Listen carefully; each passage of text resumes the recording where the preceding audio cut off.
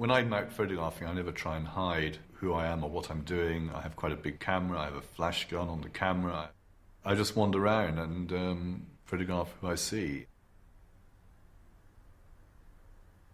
When I started in photography, black and white was the dominant medium. And I think it must have been when I was 13 or 14 when I first got the serious photography bug. After I left college, I moved about 3 to 4 years later to a small town called Hebden Bridge, which lies between Bradford and Manchester. And in particular, I looked at things like small nonconformist chapels very slowly and quietly closing down. And I picked these out as being a way of looking at very traditional aspects of life in England at the time. I came from a very middle-class background, so I think the idea of connecting with a community in a different way to what you have from suburban Surrey was such a contrast to me, and therefore it was very appealing.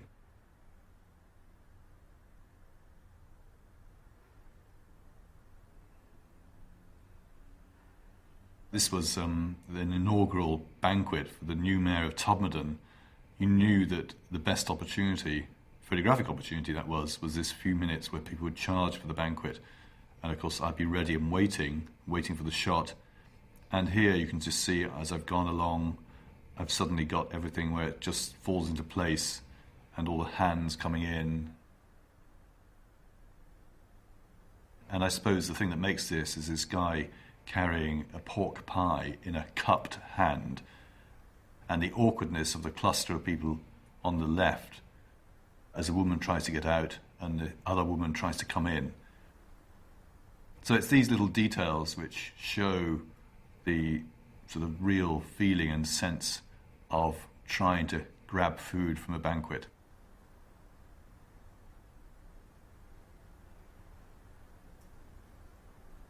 Later on, I decided that I would start shooting in colour and go up a format. And when I started doing colour in '82, I never did black and white again.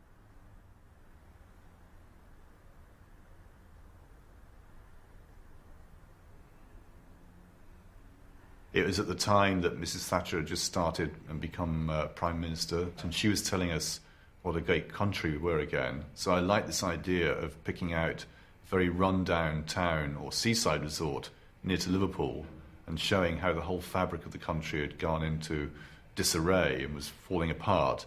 And yet, of course, normal life goes on. So in front of these backdrops of litter and of decay, I would put these families going on their days out, enjoying themselves. And what I found interesting, of course, was the juxtaposition between the foreground people and the background and things falling apart. Of course, the most productive days were the busiest days, where there'd be more litter, there'd be more people. This meant I had in front of me all these scenes of chaos and queues and people very desperate to get a burger and a drink. And it just meant that I had access to that sort of point of vulnerability that I'm always looking for to sort of show the poignancy of what's happening in society.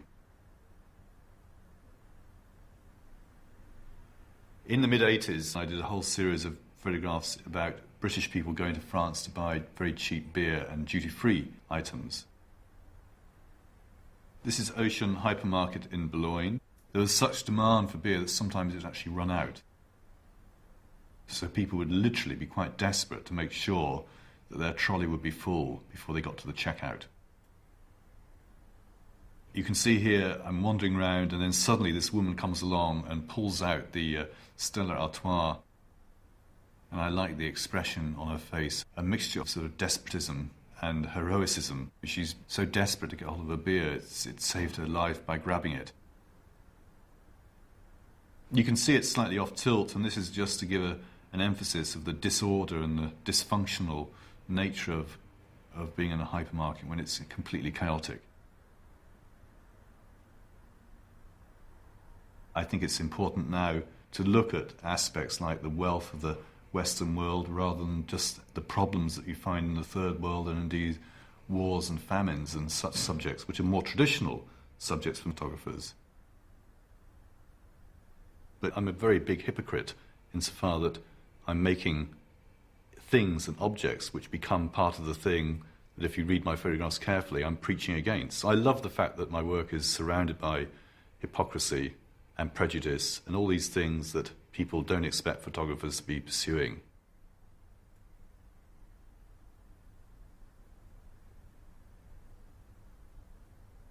This is from the project From A to B, which looked at how people had a relationship with their cars and how couples argue when they're driving. So this couple came forward and volunteered to be photographed. So I've got the guy to look at me, to stare at me, and I've asked the woman to look straight forward and to look pretty miserable, because the whole point of this couple is that we know that they argue when they're driving, which is a very common trait, because even Susie and I might argue when we're driving, because Susie's a terrible map reader. You know, there are certain things that men are good at. Map reading and barbecuing.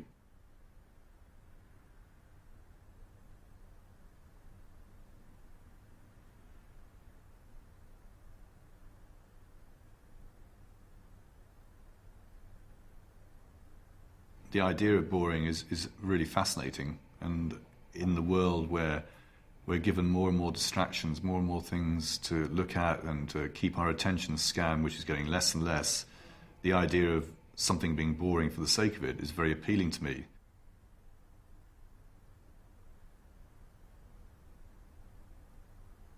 This was when I was shooting the Bored Couple project, and I was looking particularly for couples who are appearing to be bored with each other. And the idea behind this was this notion of what a bunch of lies photographs are, because we look at couples, we assume they may be bored, but we don't know if they are at all. Part of the motive for this is to challenge the idea of what photographers say about the photographs, to make a very provocative statement about the photographs, which in fact I've tried to undermine by showing myself as appearing to be bored, but knowing full well that it's a big lie, that in fact I was very excited.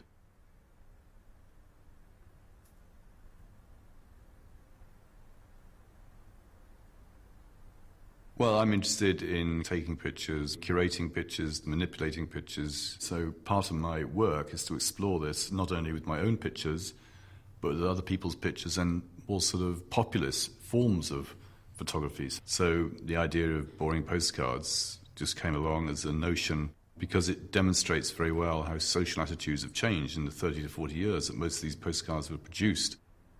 In fact, the project took off enormously.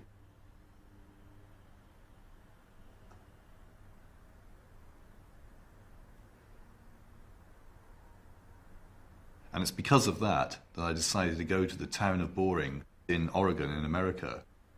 And I made a pilgrimage. So I photographed every single thing, building, street, house, shop counter in Boring, and then put together a huge album of 468 pictures, which I then called Boring Photographs.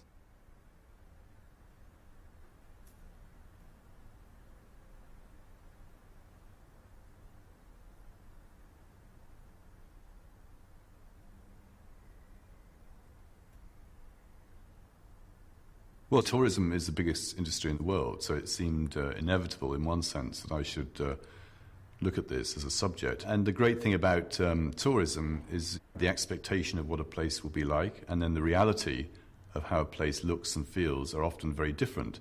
So the basic concept of this project is to explore the difference between expectation and reality.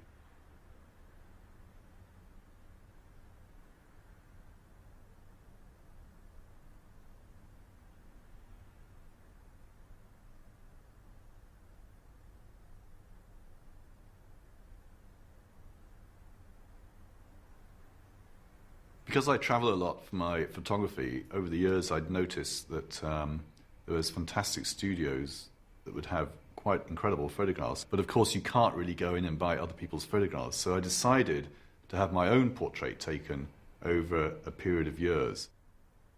I sit in the photograph. I always insist on not smiling, although many of the photographers try and make you smile.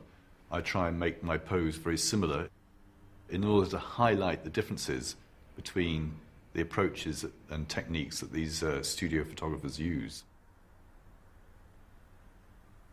So in a sense, this project called Autoportrait became a celebration of the basic studio photograph throughout the world, and the different ways in which people would do this: digital, hand-coloured, coloured, black and white, kitsch, posh, all the different ways in which people would have their photographs taken.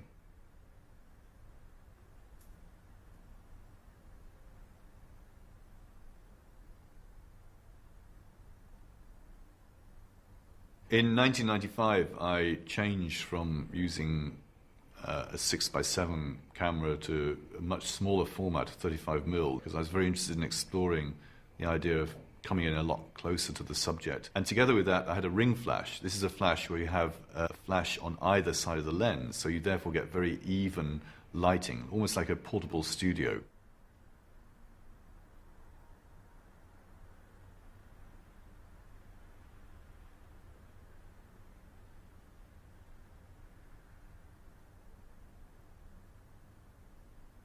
Over a period of about 3 to 4 years, I accumulated a lot of photographs in this style and then put them together into a project called Common Sense, which is where I made an installation of laser copies of these pictures. And because they were very cheap to do, it was shown in 43 different locations simultaneously. And this, therefore, was perfect conceptually for the type of work that it was. It was cheap, nasty, colourful, bright, and ubiquitous.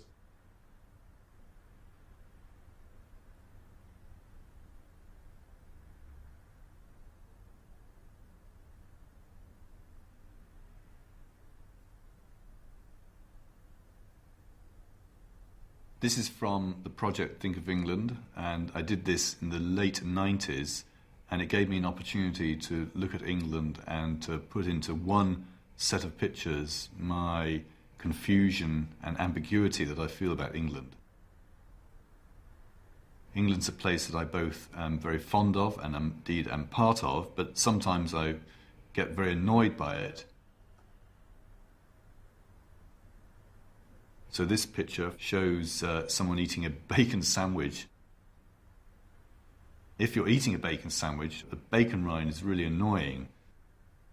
And here it demonstrates someone's trying to get rid of the bacon by teasing it out with their teeth and trying to flick it off, but it's not always a very easy thing to do.